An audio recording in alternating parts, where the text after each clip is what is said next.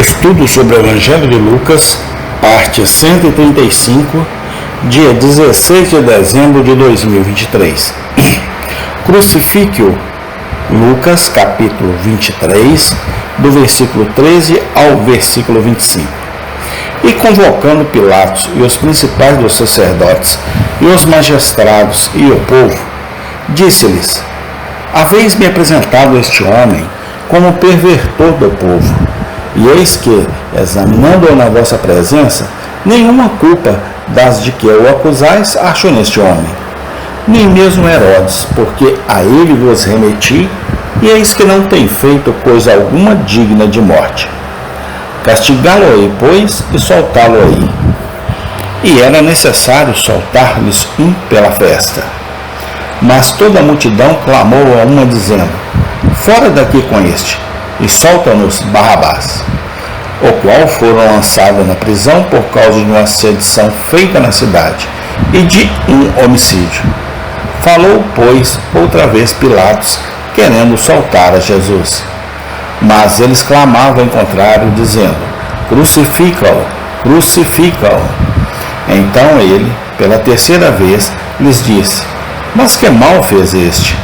Não acho nele culpa alguma de morte. Castigá-lo-ei, pois, e soltá-lo-ei. Mas eles estavam com grandes gritos, pedindo que fosse crucificado. E os seus gritos e os dos principais dos sacerdotes prevaleciam.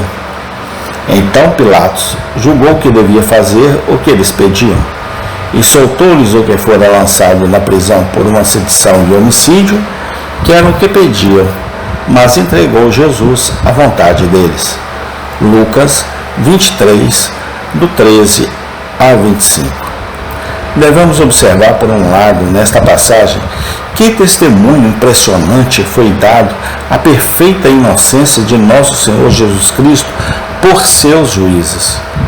Dizem-nos que Pilatos disse aos judeus: Vocês me trouxeram este homem como alguém que incitava ao povo à rebelião? Eu o examinei em sua presença e não encontrei base para suas acusações contra ele. Nem Herodes, pois ele o enviou de volta para nós. Como você pode ver, ele não fez nada para merecer a morte. Os governadores romano e galileu tinham a mesma opinião. Ambos concordaram em declarar nosso Senhor inocente das coisas impostas a ele. Havia uma aptidão peculiar nesta declaração pública da inocência de Cristo. Nosso Senhor, devemos lembrar, estava prestes a ser oferecido como sacrifício pelos nossos pecados. Era apropriado e certo que aqueles que o examinavam o declarassem formalmente como uma pessoa inocente e irrepreensível. Era adequado e correto que o Cordeiro de Deus fosse encontrado por aqueles que o mataram como sendo um cordeiro sem defeito e sem mancha. 1 Pedro 1,19. A mão dominante de Deus ordenou os eventos de seu julgamento, que mesmo quando seus inimigos eram juízes, eles não podiam encontrar nenhuma falha nele, nem provar qualquer acusação contra ele. A circunstância diante de nós pode parecer de pouca importância para um leitor descuidado da Bíblia. Deve, no entanto, recomendar-se no coração de todo cristão bem instruído. Devemos ser gratos diariamente que nosso grande substituto foi perfeito em todos os aspectos e que nosso fiador foi um fiador completo e sem falhas. Que o homem pode contar o número de seus pecados? Deixamos de fazer coisas que deveríamos fazer e fazemos coisas que não devemos fazer todos os dias que vivemos. Mas este deve ser o nosso consolo, que Cristo, o justo, se comprometeu a ficar em nosso lugar, a pagar a dívida que todos temos e a cumprir a lei que todos quebramos. Ele cumpriu essa lei completamente. Ele satisfez todas as suas exigências. Ele cumpriu todos os seus requisitos. Ele foi o segundo Adão, que tinha as mãos limpas e coração puro. e, portanto, podia entrar com ousadia no Monte Santo de Deus. Salmo 24, 4. Ele é a justiça de todos os pecadores que creem nele. Romanos 10, 4. Nele todos os crentes são considerados perfeitos cumpridores da lei. Os olhos de um Deus santo os contemplam em Cristo, vestidos com a perfeita justiça de Cristo. Pelo amor de Cristo, Deus agora pode dizer ao crente: não encontro nele nenhum defeito. Vamos aprender outra coisa nesta passagem: quão completamente os judeus assumiram toda a responsabilidade da morte de nosso Senhor Jesus Cristo. Dizem-nos que quando Pilatos estava disposto a libertar Jesus, os judeus continuaram gritando: crucifica-o, crucifica-o. Mais uma vez somos informados de que com grandes gritos eles exigiram insistentemente que ele fosse crucificado e seus gritos prevaleceram.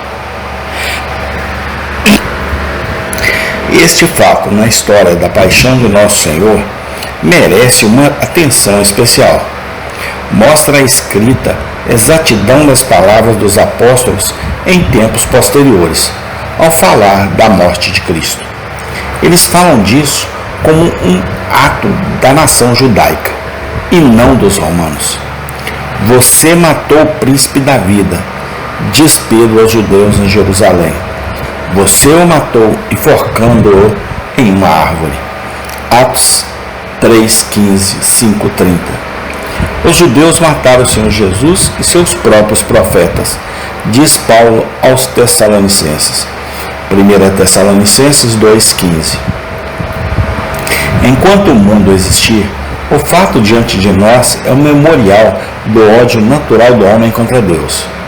Quando o Filho de Deus desceu à terra e habitou entre seu próprio povo escolhido, eles o desprezaram, o rejeitaram e o assassinaram. A terrível responsabilidade que os judeus assumiram na questão da morte de Nosso Senhor não foi esquecida por Deus. O sangue justo que eles derramaram tem clamado contra eles como um povo por mais de 2000 anos. Espalhados por toda a terra, errante entre as nações, sem terra, sem governo, sem lar, os judeus mostram até hoje que suas próprias palavras foram terrivelmente cumpridas. O sangue de seu Messias morto está sobre eles e sobre seus filhos. Eles são uma advertência permanente para o mundo que é uma coisa terrível rejeitar o Senhor Jesus Cristo, e que a nação que fala corajosamente contra Deus não deve se surpreender se Deus lidar com ela de acordo com suas palavras.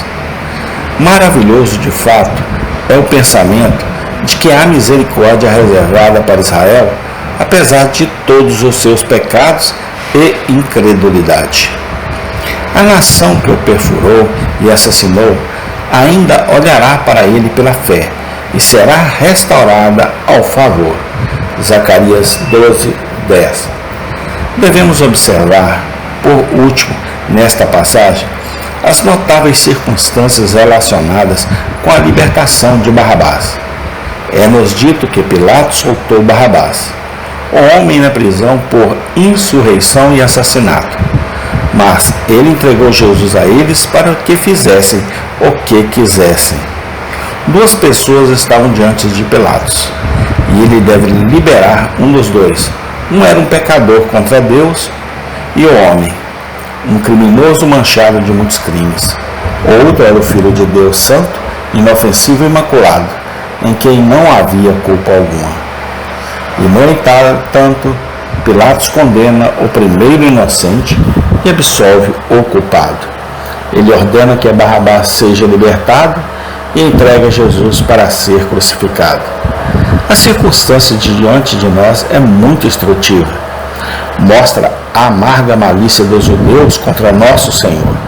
Para usar as palavras de Pedro, você repudiou o santo e o justo e pediu que um assassino fosse libertado para você. Você matou o autor da vida, mas Deus o ressuscitou dos mortos. Atos 3, 14 e 15. Mostra a profunda humilhação a que nosso Senhor se submeteu a fim de obter nossa redenção. Ele se permitiu ser considerado mais leve na balança do que um assassino e ser considerado mais culpado do que o principal dos pecadores. Mas há um significado mais profundo ainda sobre as circunstâncias diante de nós, que não devemos deixar de observar. Toda a transação é um problema vivo daquela troca maravilhosa que ocorre entre Cristo e o pecador, quando um pecador é justificado aos olhos de Deus. Deus fez aquele que não tinha pecado para ser pecado por nós, para que nele nos tornássemos a justiça de Deus. 2 Coríntios 5:21.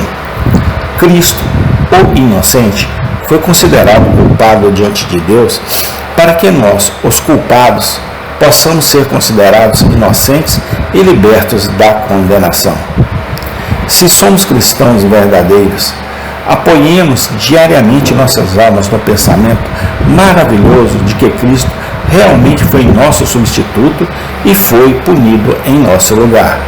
Vamos confessar livremente que, como Barrabás, merecemos a morte, o julgamento e o inferno.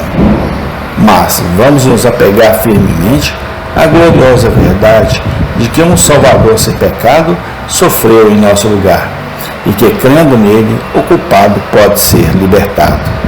Amém. Em continuação. Obrigado, Senhor Jesus Cristo, pelo teu grande sacrifício na cruz, morrendo por causa dos meus pecados. Senhor, que o Senhor cresça e eu diminua cada dia mais. Muito obrigado, Senhor. Nós te adoramos hoje, sempre, eternamente. Amém.